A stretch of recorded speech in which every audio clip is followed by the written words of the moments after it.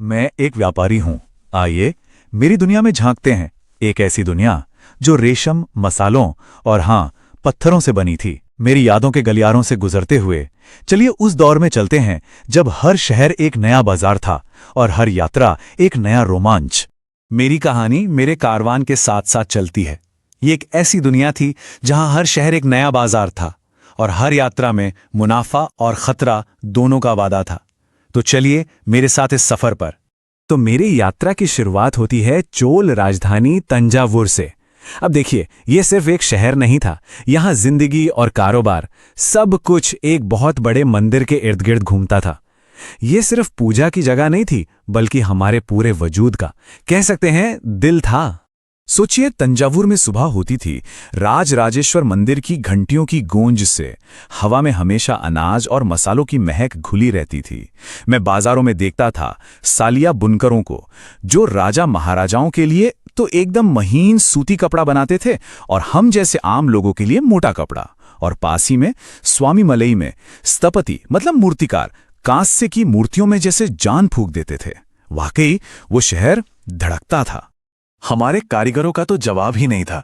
वो लोग एक कमाल की तकनीक का इस्तेमाल करते थे, लुप्त मोम तकनीक। देखिए, होता क्या था, पहले मोम से खूबसूरत मूर्ति बनाई जाती, फिर उसे मिट्टी से पूरी तरह ढककर सुखाया जाता। इसके बाद उसे गर्म करते थे, जिससे सारा मोम पिघलकर एक छोटे से छेद से बाहर आ जाता।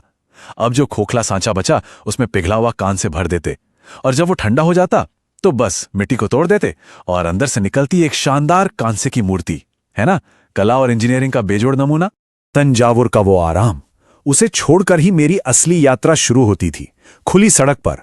और यहीं एक व्यापारी की किस्मत का फैसला होता था, कई राज्यों और घने जंगलों से गुजरते हुए। सफर खतरनाक था, पर रोमांच भी उतना ही था। अकेले सफर करना मतलब मौत को दावत देना। इसीलिए हम व्यापारियों ने मिलकर अपने गुट बना लिए थे, जिन्हें श्रेणी या गिल्ड कहते थे। इनसे हमारे हितों की रक्षा होती थी।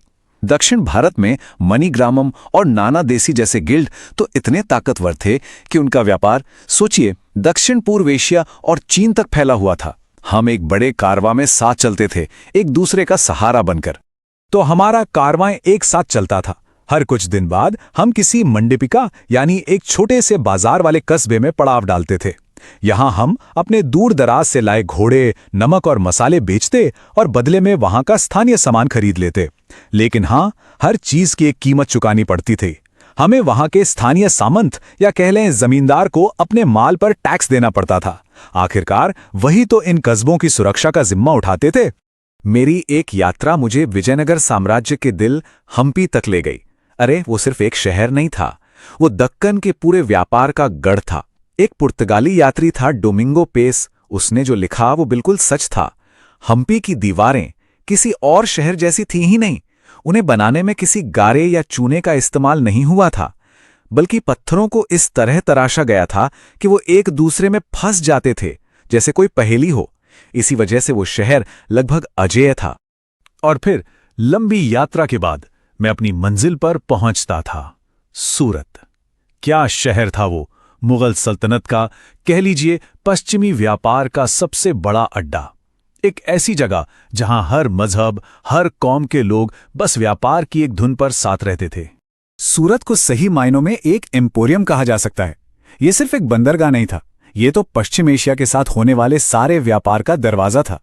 इसे मक्का का द्वार भी कहते थे, क्योंकि बहुत से तीर्थयात्री यहीं से जहाज पकड़कर अपनी पाक यात्रा पर निकलते थे। सूरत में तो जैसे पूरी दुनिया ही आकर बस गई थी। हम यहां से अपने जरी वाले शानदार कपड़े और मसाले बाहर भेजते थे और बदले में अफ्रीका से सोना और हाथी दांत और चीन से मसाले, टिन और चांदी जैसी चीजें मंगवाते थे। सच पूछिए तो ये एक ग्लोबल मार्केट था जो हमारे ही बंदरगाह से चलता था। अब देखिए, इतना सारा व्यापार नकद में करना तो बहुत खतरनाक था। तो इसके लिए हमारे पास एक बहुत ही शानदार तरीका था, हुंडी। ये समझिए आज के बैंक ड्राफ्ट जैसा ही था, भरोसे पर चलने वाली एक पर्ची। मैं सूरत में पैसे जमा करता और उस हुंडी को दिखाकर काहिरा, बसरा या फिर दूर बेल्जियम के एंटवर्प जैसे शहर में भी अपना पैसा ले सकता था। यह हमारे जमाने का बैंकिंग सिस्टम था और बड़ा कारगर था।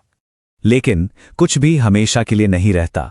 मुझे धीरे धीरे एहसास होने लगा था कि जिस दुनिया को मैं जानता था उसकी नींव में दरारें पड़ रही हैं। हवा का रुख बदल रहा था और ये बदलाव सब कुछ बदलने वाला था। और ये बदलाव आया समंदर के रास्ते। यूरोपीय कंपनियां अपने ताकतवर जंगी जहाजों के साथ आईं।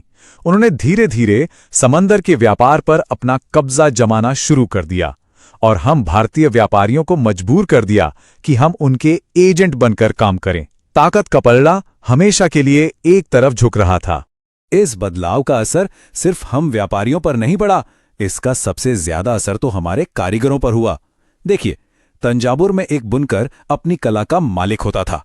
वो जो चाहता था वो बनाता था।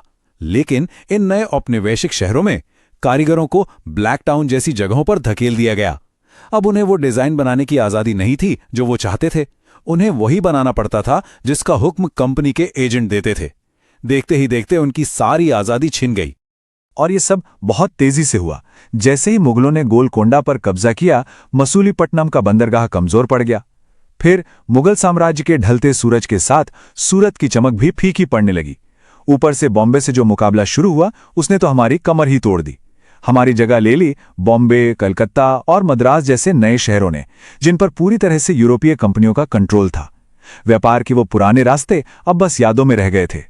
अब मेरी यात्रा का अंत करीब है और मैं बस यही सोचता हूं कि क्या दुनिया थी जो हमने खो दी।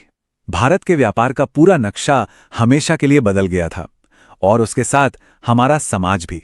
तो पीछे क्या छूट गया? वो मंदिर नगर जो कभी जिंदगी का केंद्र हुआ करते थे, उनकी रौनक चली गई। वो आजाद कारीगर अब बस दिहाड़ी मजदूर बनकर रह गए।